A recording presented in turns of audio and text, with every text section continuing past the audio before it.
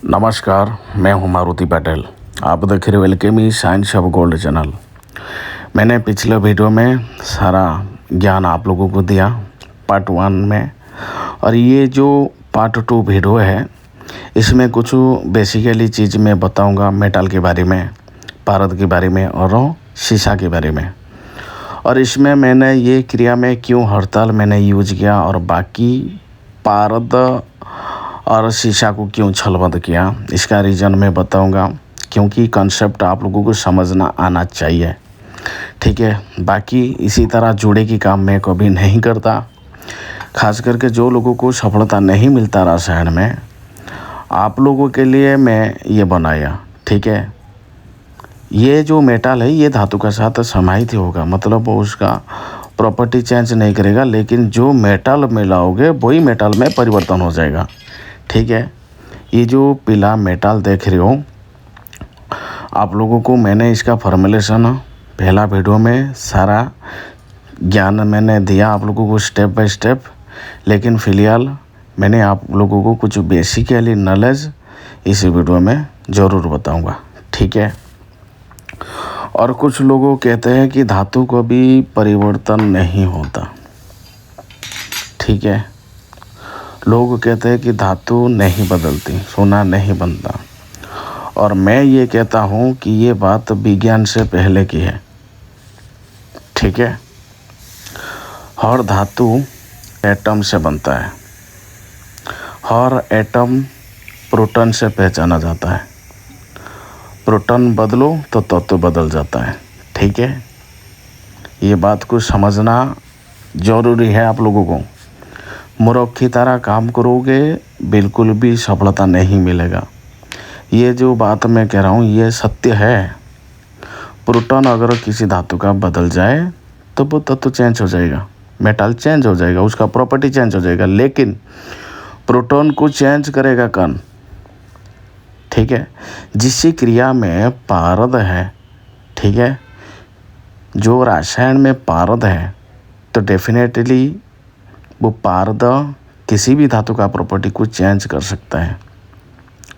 लेकिन ये जो फार्मूला मैं दिया था पहले पार्ट 1 वीडियो में, तो डिटेल से तो मैंने ज्ञान दिया, लेकिन लेड प्लस पारद को हमने क्यों छलबंद किया, इसका रीज़न है कि जब अपने लेड पारद को छलबंद करके जब हड़ताल का साथ आपने कजली बना के जब आयरन को खिलाओगे तो इसी तरह मेटल बनेगा। जो आप देख रहे हो पीला मेटल, ये न्यूट्रल मेटल है, जीरो मेटल।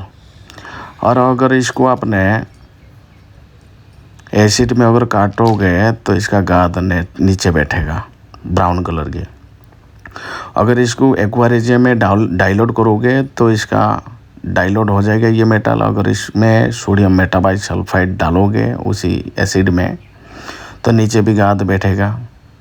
ठीक है, लेकिन फिर आपने इसको गलाओगे तो फिर पीला वाला मेटल मिल जाएगा आपको सोने की जैसे। लेकिन जब इसको सोने के साथ इसको मिलाओगे, जोड़ा बनाओगे, तो सोने के साथ ये परिवर्तन हो जाएगा।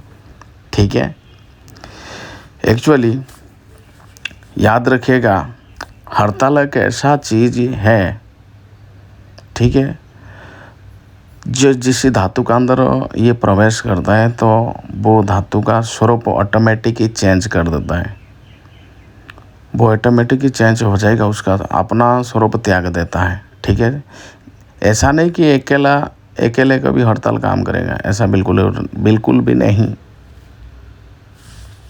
ठीक है, ये बात को समझना ज़रूरी है आप लोगों को। एकदम ये छोटा छोटा कुंजी चाबी कोई भी बताएगा नहीं। आप लोगों को पता होगा हर धातु एटम से बनती है, हर एटम प्रोटॉन से पहचाना जाता है। प्रोटॉन बदल जाता है तो धातु बदल जाता है। तो एक्चुअली प्रोटॉन बदलने का काम करता है हड़ताल और पारा। तो ये सब चीज़ को समझना ज़रूरी है। ऐसा ज्ञान कौन देगा आप लोगों को? ठीक है, केवल हड़ताल नहीं, जब आपने उसका साथ पारद को लेड को कजली बना के छलबद्ध करके जब किसी धातु को आपने मारोगे, ठीक है, जीवित बना के, जीवित अर्थात उसको आग में जब आपने तपाओगे, ठीक है, जब आपने उसको खिलाओगे ये पदार्थ, तो वो धातु का स्वरूप चेंज कर देता है, ठीक है। यही होता है प्रोटॉन चेंज। बात को समझो, ऐसा कुंजी चाबी कोई भी बताएगा नहीं, ठीक है। इसी तरह इंटरनल जो कॉन्सेप्ट है ये कोई भी बताएगा नहीं, ऊपर ऊपर में बोल देगा ये बना लो, वो हो जाएगा, इसका साथ खरल कर दो, वो हो जाएगा, फूट मार दो, ये सिंदूर बन जाएगा। बिल्कुल भी नहीं, ऐसा नहीं। हर एक चीज़ का अंदर में, हर एक चीज़ में कॉन्सेप्ट होता है, लेकिन ऐसा कोई साइंस में नहीं है, और बाकी ना ये कोई किताब में लिखा है। खुद को ये सब एनालाइज करना पड़ता है। बात को समझो, ठीक है। जो भी मैंने क्रिया दिया तो 110% ये काम करेगा। जो व्यक्ति करेगा ये मेटल, तो डेफिनेटली वो उसको सीधी मिलेगा, ठीक है। ये मेरा खुद का प्रैक्टिकल ज्ञान है। मैंने खुद इसको मॉडिफाई किया, मैंने खुद इसका पर रिसर्च किया, तब जाके मैंने आप लोगों को इसी वीडियो में बता रहा हूँ, ठीक है। ये एसिड में काटेगा नहीं, ठीक है। इसका कॉज रुकेगा, 110% रुकेगा, ठीक है। जब इसको एसिड के अंदर डाल के जब गर्म करोगे, नीचे गाद बैठेगा ब्राउन कलर की। जब ये ब्राउन कलर रहता को उठा के आपने फिर से गर्म करोगे, तो ये बन जाएगा सोने की जैसे मेटल। सोना नहीं है, जब ये सोने के साथ जुड़ा बनेगा तो जुड़ा बनेगा, सोने के साथ ये समाहित हो जाएगा ये मेटल, ठीक है। बाकी मेरा उद्देश्य है कि रासायन विद्या को पुनर्जीवित करना, लोगों तक ज्ञान पहुंचाना, ठीक है। धातु बदलता है, सोना बनता है, ऐसा कोई असंभव बात नहीं है, ठीक है। समझना चाहिए आप लोगों को, ये सब अपना खुद का एक्सपेरिमेंट है।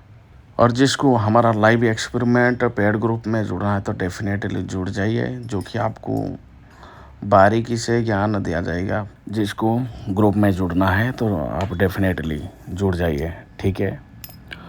और एक बात मैं आप लोगों को बताता हूँ, कुछ लोग कहते हैं कि धातु नहीं बनता, ये नहीं होता, पारद कायम नहीं होता, ठीक है।